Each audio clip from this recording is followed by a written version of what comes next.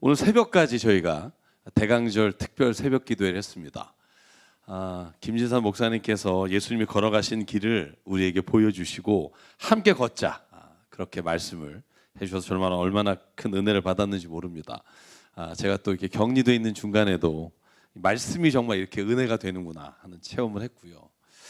오늘 저희가 성탄절을 맞아서 여러분 대강절부터 쭉 하나님께서 우리에게 주신 제목을 기억하시나요?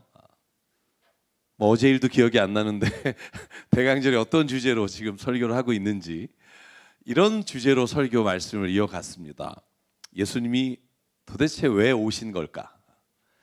그래서 여러분 기억하시는지 모르겠습니다만 진짜 내가 사랑받는 존재라는 걸 하나님께서 깨닫고 알게 하시기 위해서 이 세상에 오셨습니다. 또 죄책감과 모든 두려움을 다 벗어버리라고 이 세상에 주님이 오셨습니다. 이 이야기를 나눴고요. 제가 오늘은 이 성탄절에 예수님이 왜 이 세상에 오셨을까라는 마지막 주제로 이렇게 전하고 싶습니다. 주님은 우리에게 평화를 주시기 위해 오셨습니다. 할렐루야. 평화를 주시기에 오셨다. 여러분 예레미야 29장에도 이렇게 말하잖아요. 내가 너희에게 주려고 하는 건 재앙이 아니다. 너에게 평안을 주기 위해 내가 너에게 왔다, 이렇게 말씀하십니다. 여러분 지난 주일에 김진산 목사님이 이사야 9장 말씀을 가지고 평강의 왕이라는 게 구약의 어떤 의미인지를 말씀해 주셨습니다. 기억 안 나시면 다시 들어보시면 되고요. 오늘은 저희가 누가복음 2장을 통해 도대체 그 하나님이 주시기 원하시는 평화라는 게 뭘까? 단순히 우리가 peace 이렇게 말하는 것을 뛰어넘는 어떤 의미가 성경적인 의미일까 하는 이야기를 좀 나누어 보려고 합니다. 사랑 여러분, 이사야가 선포하고 또 누가복음에서 말하는 평화라는 단어는 구약과 신약에서 우리가 너무나 중요하게 잘 아는 단어입니다. 정말 교회를 다니지 않아도 이 단어는 알아요. 샬롬입니다. 샬롬. 이 구약에는 히브리어로 샬롬이란 단어가 평화라는 뜻이고요. 헬라어로는 여러분 에이레네라는 말인데 어느 건물에 가니까 건물의 빌딩 이름이 에이레네더라고요. 평화라는 뜻입니다. 그런데 성경이 말하는 에이레네, 이 말은 우리가 생각하는 것과는 좀 다릅니다. 우리가 평안 그러면 아무 문제가 없는 뭔가 안정된 상태를 말하잖아요. 진짜 편안하다. 근데 성경이 말하는 에이레라는 단어가 어떤 말에서 왔냐 하면 에이로라고 하는 단어에서 왔는데 이 말의 의미는 결합한다는 의미예요. 하나가 된다는 뜻이에요. 여러분 그러니까 아무런 문제가 없는 상태가 아니라 성경이 말하는 평강은요, 나누어진 것이 결합해 하나가 된다는 의미를 가지고 있어요. 그래서 성경은요, 평강, 평화라고 할 때 꼭 연관된 단어가 있어요. 그게 뭐냐면 화해라는 단어예요. 화해. 여러분 샬롬이라는 단어도 우리가 아는 그냥 평안하십시오라는 말의 의미를 넘어서 여러분 원어의 의미를 보면 누군가가 대가를 지불한다, 보상한다는 뜻을 가지고 있는 게 샬롬, 예루샬렘이라고 하는 단어의 뜻이에요. 쉽게 말하면 우리가 결합되려면, 나누어진 게 하나가 되려면 그냥 되는 게 아니라 누군가가 그 대가를 지불했을 때 그 나눠진 게 하나가 되는 은혜, 그게 평화라는 거예요. 여러분 한번 부부를 생각해 보십시오. 내가 정말 원수지간으로 여겨지는 누군가의 관계를 생각해 보세요. 이게 그냥 결합이 될 수 있나요? 하나가 될 수 있나요? 불가능하다는 거예요. 누군가가 그 일을 위해 어떤 한 사람이든 다른 사람이든 대가를 지불해야 그 평화가 임하게 된다는 거예요. 그래서 유명한 이사야 53장 말씀이 있잖아요. 4절과 6절, 예수님을 이렇게 구약은 말하고 있어요. 그는 실로 우리가 받아야 될 고통을 대신 받고 우리가 겪어야 할 슬픔을 대신 겪었다. 그러나 우리는 그가 징벌을 받아 하나님께 맞으며 고난받는다고 생각한다. 그리고 우리가 잘 아는 단어가 나오죠. 그러나 그가 찔림은 우리의 허물을 인하며 그가 상처를 받은 것은 우리의 약함 때문이다. 그가 징계를 받음으로 우리가 평화를 누리고 그가 매를 맞음으로 우리의 병이 나았다. 여러분 예수께서 찔리고 고난을 당하시고 상처를 받음으로 평화를 누리는 건 우리라는 거예요. 성경적인 의미에서 그래서 평화는요, 아무 일이 일어나지 않은 상태가 아니라 나눠지고 분리되고 정말로 엉망이 된 그것이 다시 하나가 되는 은혜, 그게 평강이라는 거예요. 사랑하는 여러분, 이 평화가 오늘 저와 여러분에게 임하길 주의 이름으로 축복합니다. 누군가 미워하고 싸우고 내가 도저히 하나가 될 수 없을 것 같은 그 관계 안에 주님이 오시면, 그 평화의 왕이 오셔서 대가를 지불하심으로 우리가 누리는 평화, 이게 성경이 말하는 평화라면 오늘 저는 누가복음 2장을 통해서 이런 말씀을 나누고 싶어요. 이 평화가 어떻게 우리 가운데 이루어지는가 하는 거예요. 여러분 궁금하잖아요. 이 평화를 누리고 살고 싶지 않으세요? 여보세요? 이 평화를 좀 누리고 살아야죠. 왜? 주님이 우리에게 주시는 게 이 평화인데, 이 평화가 없다면 우리가 신앙생활을 하는 것 자체가 어떤 의미가 있겠어요? 여러분 오늘 본문의 말씀을 보면 한밤중에 천사가 양떼를 지키던 목자한테 나타나요. 그리고는요, 성경은 8절에 이렇게 말합니다. 그 지역의 목자들이 밤에 밖에서 자기 양을 지키더니 주의 사자가 곁에 서고 주의 영광이 그들을 두루 비치매 크게 무서워하는지라. 여러분 잘 보실래요? 하나님이 나타났어요. 하나님의 임재하심과 천사가 나타났어요. 왜? 기쁜 소식을 주려고. 근데 목자들이 지금 상태가 어때요? 두려워요. 무서워요. 왜? 여러분 이걸 잘 기억해야 합니다. 하나님을 만나면 항상 기뻐요? 아니요.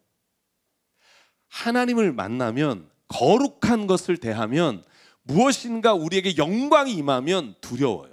왜냐하면 우리는 아직 만천하에 드러날 죄가 우리 안에 숨겨져 있다는 걸 알기 때문에 그래요. 하나님을 체험하면 다 기뻐요? 아니요. 때로는 너무나 두려워 하나님을 피하게 돼요. 여러분 누가복음 5장에 제자들이 예수님을 만났을 때 뭐라 그래요? 나를 좀 떠나십시오. 나는 죄인입니다. 여러분 그 두려워하는 목자들에게 천사가 10절과 12절에 이렇게 말해요.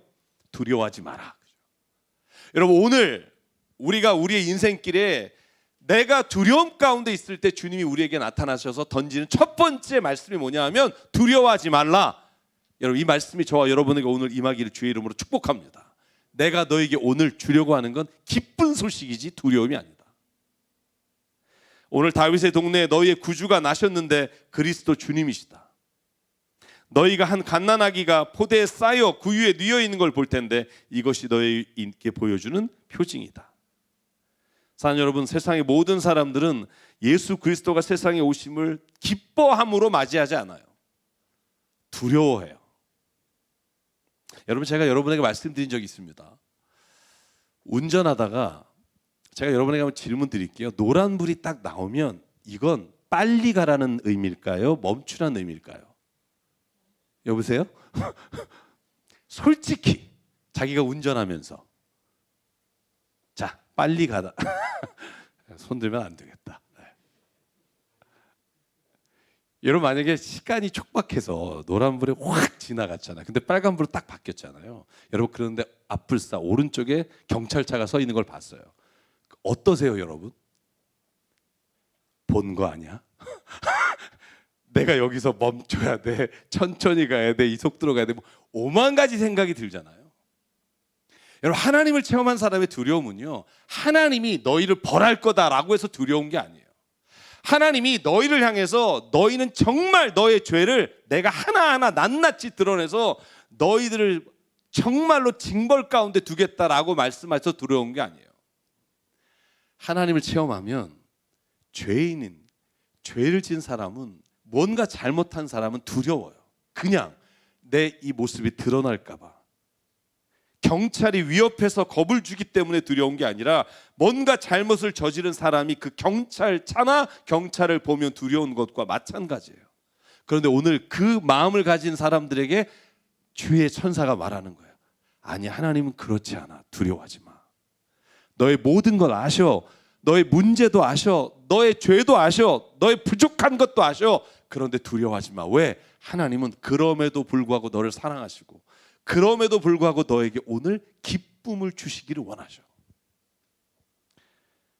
사랑하는 여러분, 그분이 오늘 우리에게 오신 예수 그리스도이십니다. 그래서 13절의 천사가 성경 이렇게 말해요. 갑자기 천사와 더불어 많은 하늘 군대가 나타나서 하나님을 찬양하며 선포하는 거예요. 여러분 한번 생각해 보실래요? 천사가 막 찬양하고 영광을 돌리면서 그때 하늘에서 선포하는 음성이 이거예요. 더없이 높은 곳에서 하나님께 영광이요, 땅에서는 주님께서 좋아하시는 사람들에게 평화로다. 아멘. 내가 오늘 너에게 평화를 선포한다. 여러분, 천사는 그 평화가 어떤 사람에게 주어진다고 말해요? 모든 사람에게 아니에요. 미안하지만 평화가 이 땅에 예수 그리스도로 오셨을 때 모든 사람이 예수님으로 인해 평화를 누리는 게 아니에요. 오늘 어떤 단어가 추가돼요? 주님께서 좋아하시는 사람. 개정 성경에는 이렇게 되어 있습니다. 하나님이 기뻐하시는 사람에게 평화로다. 사랑하는 여러분, 제가 질문 하나 할게요. 하나님이 기뻐하시는 사람은 어떤 사람일까요? 여러분, 이 질문에 저는 제대로 대답하시는 분을 한 번도 못 봤어요. 죄송해요. 교회를 정말 오래 다신 장로님도 주님을 만나서 착하게 산 사람, 죄 안 짓고 예배 열심히 드리는 사람, 성경이 그런 사람을 하나님이 기뻐하신다고 말하나요? 물론 기뻐하시는 사람이겠죠. 그런데 하나님이 진짜 기뻐하는 사람은 누가복음 15장에 정확히 하나님이 예수님을 통해서 말해요. 하나님이 기뻐하는 사람. 여러분, 15장 3절부터 제가 읽을게요. 그래서 예수께서는 그들에게 이 비유를 말씀하셨다. 너희 가운데 어떤 사람이 양 100마리 가지고 있는데 그 가운데 한 마리를 잃으면 99마리를 들에 두고 그 잃은 양 찾을 때까지 찾아다니지 않겠느냐. 찾으면 기뻐하며 자기 어깨에 메고 집으로 돌아와서 벗과 이웃 사람을 불러 모아 나와 함께 기뻐해 주십시오. 잃었던 내 양을 찾았습니다라고 말할 것이다. 7절만 같이 읽을까요? 시작. 내가 너에게 말한다. 이와 같이 하늘에서는 회개할 필요가 없는 의인 99보다 회개하는 죄인 한 사람을 두고 더 기뻐할 것이다. 아멘. 하나님 누굴 기뻐한다고요? 회개하는 사람. 여러분, 저는 늘 말씀드려요. 10년 전에 5년 전에 죄를 계속 내가 회개한다고 반복하라는 말이 아니에요.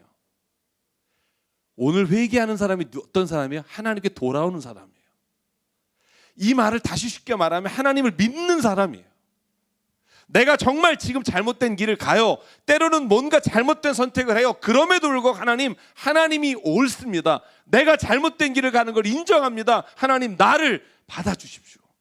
하나님 앞에 믿음으로 서 있는 사람, 그러므로 자기의 삶을 하나님 앞에서 노출한 사람, 하나님은 그 사람을 오늘 사랑하고 그 기뻐하는 자에게 평화가 임한다는 거예요. 여러분, 회개해 보셨나요?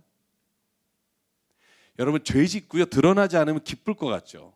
아니요, 괴로워요. 왜? 언제 이게 드러날지 몰라요. 누군가가 무슨 말하면 아는 거 아니야? 여러분, 이렇게 불안한 게 죄 짓는 사람의 특징이잖아요. 그런데요, 회개를 한 사람은요, 평안합니다. 하나님이 주시는 평화가 그 안에 임하게 돼요. 사랑하는 여러분, 오늘 예수님은요, 우리에게 평화를 주시기에 오셨고, 그 평화는 주님 앞에 나와 나는 하나님 이런 존재입니다라고 고백하는, 회개하는 사람을 기뻐하시며 그 회개한 사람의 안에 주의 평화를 부어주시는 은혜가 있다고 저는 믿습니다. 여러분, 이 은혜가 있기를 바라요. 회개라는 단어를 사용할 때 저는 너무나 기쁨으로 회개하자는 말을 종종 드려요. 왜냐하면 회개는요, 나는 하나님을 인정하고 믿는다는 선언이며 그 믿음 안에서 살아가겠다는 선언이기에 하나님은 그 고백을 하는 사람을 기뻐하십니다. 사랑하는 여러분, 오늘 하나님 안에서 하나님을 진실되게 믿음으로 주님 앞에 회개함으로 하나님의 기뻐하심을 입은 평화의 사람이 되길 주의 이름으로 축복합니다. 그게 성탄절의 메시지예요. 두려워하지 마십시오. 내가 너에게 평안을 주기를 원한다. 자, 그렇다면 주님이 기뻐하는 사람, 주님이 회개하는 자에게 주신 평화가 임한 사람, 여러분, 그 사람에게 임하는 평화는 세 가지 차원의 평화가 임합니다. 오늘 이야기를 드리고 마치려고 하는데요, 첫 번째 차원의 평화는요, 하나님 앞에 회개하는 사람은요, 하나님과 평화를 이루게 돼 있어요. 이 평화가 너무나 귀중해요. 우리에게 가장 절실한 평화는 하나님과 평화예요. 여러분 이걸 잊지 마십시오. 하나님을 믿지 않는 사람이 부러울 때가 있으세요? 저는 그렇지 않아요. 요즘 제가 성경 공부 줌으로 하고 있고 책 모임, 그러니까 독서 모임을 하고 있는 모임에서 유행처럼 하는 말이 있어요. 사람 만나면 늘 하는 말이 있어요. 좀 공부 많이 하거나 아는 거 많은 사람에게 던지는 말이에요. 야, 너는 그렇게 공부하고도 아직도 하나님을 못 믿니? 야, 너는 진짜 그렇게 과학을 다 잘 알면서 어떻게 하나님을 안 믿니? 여러분, 하나님을 믿지 않으려고 애쓰지 않으면 믿을 수밖에 없어요. 여러분, 종종 제가 코로나 이후에 많은 그 심포지움이나 토론을 가면 가장 많이 나오는 말이 뭔지 아세요? 의사 선생님이나 아니면 그 분야의 전문가가 나와서 이런 말을 해요.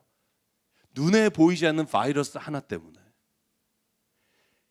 모든 것이 다 멈춰진 이 세상에 인간의 지식이 뭘까 하는 거예요. 여러분, 이 바이러스가 하나로 끝날까요? 아니요. 앞으로 엄청나게 많은 바이러스가 지금 현존하고 있고 나타날 거예요. 그 바이러스 하나를 잡지 못하는 인간이 하나님은 어떻고 신은 어떻고 우주가 어떻고라고 논하는 것 자체가 얼마나 허망한 건가를 저는 이 기간 동안에 보여주신다고 생각해요. 우리 인간이 가지는 근본적인 평화는요, 하나님과 나 안에 이루어지는 평화예요. 그 평화는요, 믿음을 통해 이루어집니다. 아무리 눈에 보이는 것이 막막하고 갈 길이 없어 보이지만 하나님, 저는 하나님을 믿습니다. 세상을 창조하시고 나를 오늘 창조하신 하나님이 내 인생을 이끌어가지 않으시겠습니까? 내가 아플지라도 내가 힘들지라도 그 하나님이 나의 주인이 되시고 나를 이끌어가시는 분임을 내가 인정하고 믿습니다라고 고백할 때 그 사람에게 주시는 은혜가 있어요. 그게 평화예요. 여러분, 십계명을 보실래요? 십계명 1계명부터 3계명까지가 뭐냐면 하나님을 믿으라는 거예요. 안 믿으면 죽이다 이런 게 아니에요. 하나님을 믿어봐라. 그러면 그 하나님을 믿는 사람에게 주신 은혜가 있다는 거예요. 다른 신을 섬기지 마라. 우상 같은 걸 따라가지 마. 너의 하나님의 이름을 함부로 욕되게 부르지 마. 하나님을 인정해. 믿어봐. 그러면 하나님은 너에게 이걸 주시겠다고 약속하신 게 요한복음 14장 예수께서 십자가에 죽으시기 전에 하신 말씀이에요. 14장 27절. 나의 평안을 너에게 남겨준다. 내가 너에게 주는 평화는 세상이 주는 것과 다르다. 너희는 마음에 근심하지 말고 두려워하지 말라. 너희는 내가 갔다가 너희에게로 다시 온다는 내 말을 들었을 거다. 너희가 나를 사랑한다면 내가 아버지께로 가는 것을 기뻐했을 것이다. 내 아버지는 나보다 크신 분이기 때문이다. 여러분, 하나님을요 믿음으로 인정하는 순간 여러분, 우리에게는 하나님이 주시는 평화가 임하게 돼요. 하나님과 컨플릭트, 싸우지 않고 하나님이 있냐 없냐 이것 가지고 씨름하면서 스스로를 괴롭히지만 않는다면 살아계신 하나님을 느낄 수 있고 만날 수 있고 그 하나님이 우리 안에 주시는 평화의 말씀으로 살아갈 수 있어요.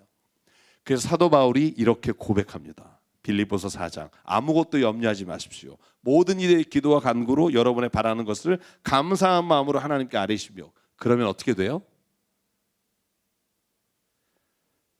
사람의 헤아림을 뛰어넘는 하나님의 평화가 똑같은 단어의 샬롬이에요. 에이레네요. 여러분의 마음과 생각을 그리스도 예수 안에서 지켜주실 것입니다. 믿음으로 기도하면 상황은 변하지 않을 수 있으나 하나님은요 그 마음의 평화를 주십니다. 사랑하는 여러분, 저와 여러분에게 하나님과 평화가 일어나는 믿음이 오늘 이 아침에 확신이 되기를 주의 이름으로 축복합니다. 두 번째는요, 하나님이 우리에게 주시는 평화는 이웃과의 평화입니다. 이건 너무나 여러분이 잘 아시기 때문에 길게 설명을 드리지 않겠습니다. 사도 바울은요, 예수님이 이 땅에 오신 이유를 이렇게 말합니다. 에베소서 2장. 그리스도는 우리의 평화이십니다. 근데 이 평화는 어떤 평화냐면 두 번째 차원의 평화인데 이방인과 유대인들 사이에 갈라졌던 거, 서로 미워했던 거, 원수됐던 거, 이걸 스스로 자기 자신이 십자가로 소멸하시고 16절 이 둘을 한 몸으로 만드셔서 하나님과 화해시키셨습니다. 여러분 쉽게 말하면 이웃과 혹은 내가 원수 맺은 사람과 화해를 이루는 방법이 뭘까요? 그게 하나님 안에서 내가 예수 그리스도 안에 살아갈 때 주시는 은혜라는 거예요. 여러분 이 평화를 어떻게 누리나요? 레위기 19장 17절 18절 이렇게 되어 있습니다. 구약을 제가 일부러 뽑았어요. 신약에는 우리가 너무나 잘 알아서. 너는 동족을 미워하는 마음을 품으면 안 된다. 이웃이 잘못하면 너는 반드시 그를 타일러야 한다. 그래야만 너는 그 잘못 때문에 질 책임을 벗어날 수 있다. 그리고는 18절에 이렇게 말해요. 한 백성끼리 앙심을 품거나 원수 갚는 일이 없도록 하라. 어떻게 하면 그것을 없앨 수 있느냐? 다만 너는 너의 이웃을 내 몸처럼 사랑하여라. 여러분 이웃과의 평화를 이루기 위해 주님의 주시는 방법이 뭐냐 하면 사랑이에요. 하나님과의 깨진 평화를 이루기 위해 믿음이 필요하다면 이웃과의 깨진 관계를 회복하기 위해 하나님이 오늘 우리에게 주시는 은혜가 뭐냐 하면 사랑이에요. 근데 그 사랑은 내 힘으로 안 돼요. 그래서 그 사랑을 하기 위해 우리는 하나님의 사랑이 우리 안에 충만할 때 이웃과의 평화가 이루어져요. 죄송해요. 이웃이라고 하니까 너무 멀죠. 여러분 부부간에서 깨진 게 하나님이 이루어 주시는 게 사랑이라는 거예요. 자녀 간에 혹은 부모와 자녀 사이에 벌어진 틈을 하나님이 평화로 이끌어 주시는 게 뭐냐? 하나님의 사랑밖에는 길이 없다는 거예요. 그러므로 사랑하는 여러분, 오늘 이 아침에 주님의 오심으로 말미암아 우리가 원수 맺었던 미워했던 모든 관계 안에 평화가 이루어지는 은혜가 있기를 주의 이름으로 축복합니다. 그런데 마지막 세 번째 차원의 평화가 있어요. 저는 이 평화를 오늘 여러분에게 말씀드리고 여러분이 그 말씀대로 평화를 누리며 살길 원해요. 세 번째 평화는요, 나 자신과의 평화예요.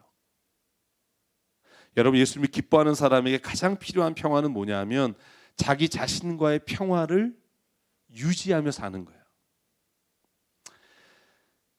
이 말이 좀 어려우시면 제가 제 고백을 좀 할게요. 저는 나 자신이 내 안에서 평화를 이루지 못하고 산 인생이라는 생각을 정말 많이 했어요.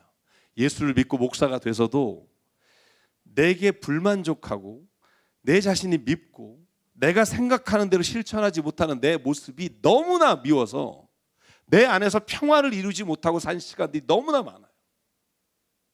하나님을 믿는다고 하면서도 믿음대로 살아가지 못하는 내가 용서가 안 될 때가 있고, 목사라고 하면서도 내가 용납하지 못하는 내 모습 때문에 도저히 내 스스로가 힘들게 살아갔던 시간들이 있어요.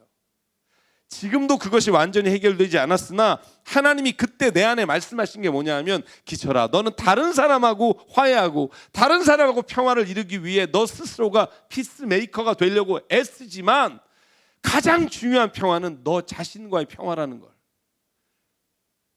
내가 나를 용납하고 내가 나를 가장 사랑하고 내가 가장 내 미워하는 모습조차도 하나님이 주신 은혜로 말미암아 내가 화해하고 평화할 수 있을 때 그때 주시는 평화가 얼마나 큰지 몰라요. 왜 너는 하나님 믿는다고 하면서 하나님 안에서 평화를 누린다고 하면서 늘 분란과 짜증을 네 안에서 이겨내지 못하고 사니? 여러분 만약에 그런 분이 있다면 오늘 한번 자신을 바라보십시오. 왜 짜증을 내냐고요? 밖에 상황이 잘못돼서 물론 그럴 수 있어요.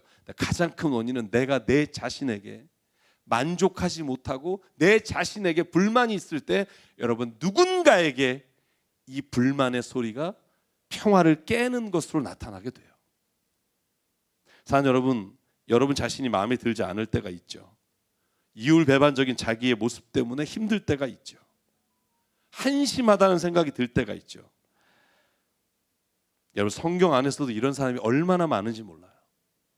심지어는 사역을 잘 맞춰놓고 엘리야와 요나처럼 그냥 죽여주십시오, 나 너무나 힘듭니다라고 하나님의 사명은 감당하면서 자기 안에 평화를 누리지 못하는 사람이 얼마나 많은지 몰라요. 여러분 그때 하나님이 우리에게 뭐라고 말씀하세요? 너와 너 자신이 평안을 누려야만 그 모든 다른 것들이 진짜 평강이 될 수 있다는 거예요. 거짓 평화에 속지 말라는 거예요. 여러분 성탄절인데 가룟 유다 얘기 좀 해볼까요? 가룟 유다 예수님 열심히 따랐던 사람이에요. 여러분 자기의 생업을 포기하고 주님을 3년 동안 따랐다면 대단한 사람이라니까요.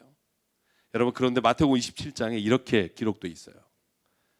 그때 예수를 넘겨준 유다는 그가 유죄 판결을 받으시는 거 보고 뉘우쳐 그 은돈 30잎을 대사장과 장로들에게 돌려주고 말하였다. 내가 죄 없는 피를 팔아 넘김으로 죄를 지었소. 그러나 그들은 그것이 우리와 무슨 상관이요 그대의 문제요 라고 말하였다. 유다는 그 은돈을 성전에 내던지고 물러가서 스스로 목을 매달아 죽었다.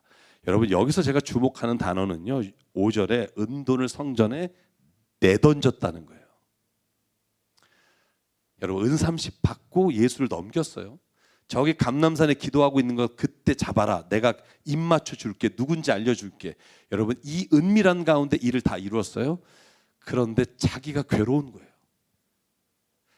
자기가 믿고 따랐던 예수님과 자기의 만족시켜 주지 못함으로 인해 팔아 넘긴 그 사이에 자기가 갈등하며 괴로워하다가 결국은요 은삼십을 그 돈이 필요해서 여러분 예수를 팔아 넘긴 게 아니라는 걸 알 수 있어요. 내 던져버리고 가서 목을 매요. 왜? 자기 자신과 화해하지 못한 거예요. 자기 자신을 용납하지 못하는 거예요. 베드로는 더한 죄를 졌음에도 불구하고 자기 자신을 용납하는 은혜가 평화가 임하게 돼요. 왜요? 바울에게는 베드로에게는 소망이라는 단어가 그의 삶에서 떠나지 않았어요. 여러분 어떻게 나 자신과 화해할까요? 여러분 자신 안에서 이루어지지 않은 그 이율배반적인 모습, 내가 만족하지 않는 모습, 내가 싫어하는 그 모습을 하나님이 새롭게 하실 거라는 소망을 결코 놓지 마십시오.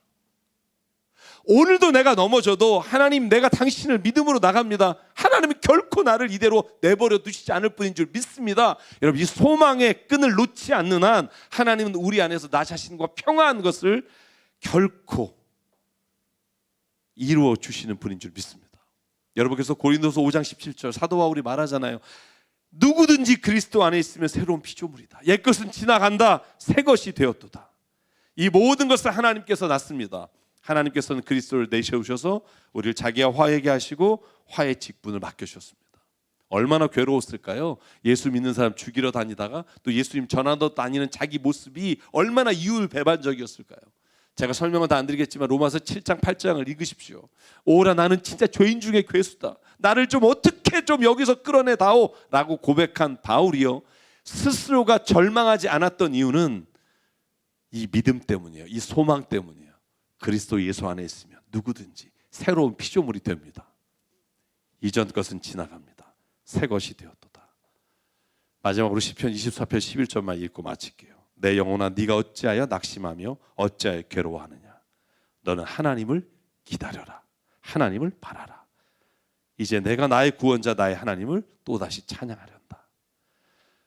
사랑하는 여러분, 오늘 여러분 자신과 평화하지 못한 분이 있다면 오늘 스스로를 받아들이십시오.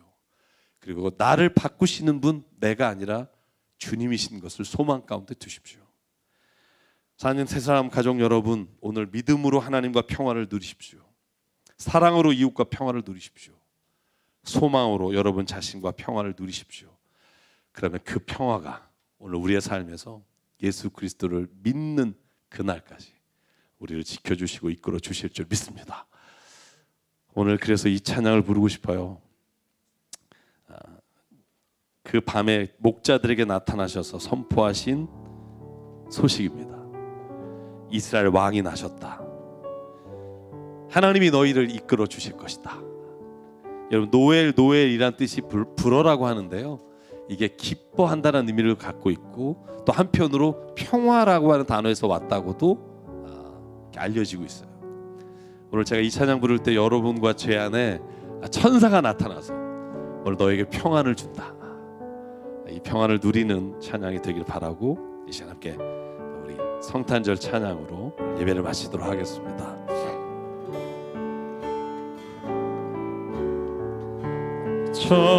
저들 밖에 한밤중에 양틈에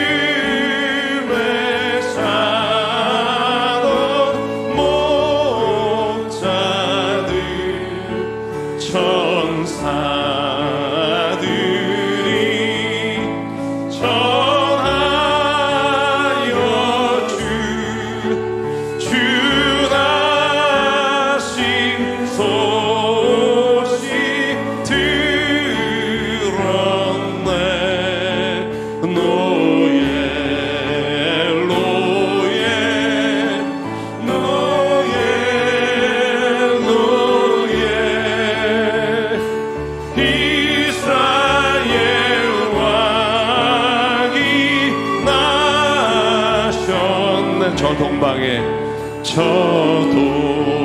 동방에 별 하나가 이상한 빛을 비추어 이 땅 위에 그 영광이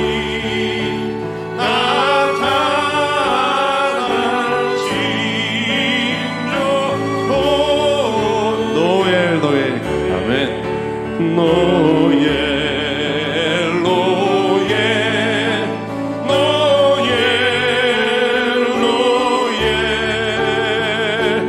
이스라엘 왕이 나 우리 4절 부를게요. 일어나서 저 동방에 악사들이 새하기 보고 저하고 그 몸에 다 열어서 새 가지 예물 드려나매 노예 노예 노예 노예 노예 이스라엘 왕이 나셨네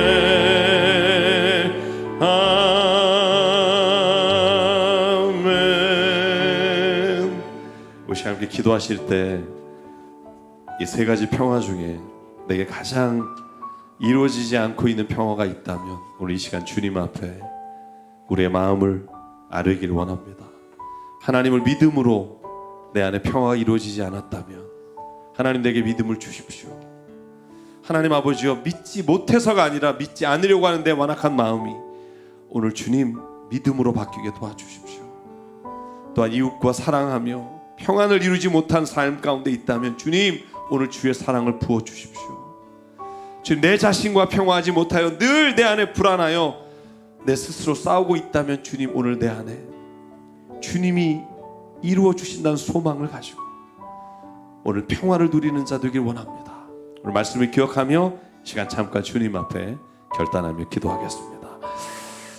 상관의 하나님 이 시간 주님 앞에 나와 예배합니다. 기도합니다. 주님 내 안에 평안을 부어주시옵소서. 세상이 줄 수 없는 평안, 어느 누구도 대신할 수 없는 이 평안, 예수께서 십자가에서 값을 치름으로 주신 이 평안, 아버지 하나님 평화가 오늘 우리 안에 충만케 하여 주시고 아버지의 마음으로 아버지의 세상을 넉넉히 승리하며 나갈 수 있도록 하나님 역사하여 주시옵소서.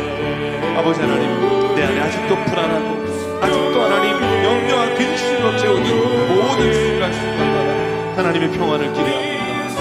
오늘도 이 시간 우리에게 함께 하셔서 하나님의 은혜를 내려주시옵소서.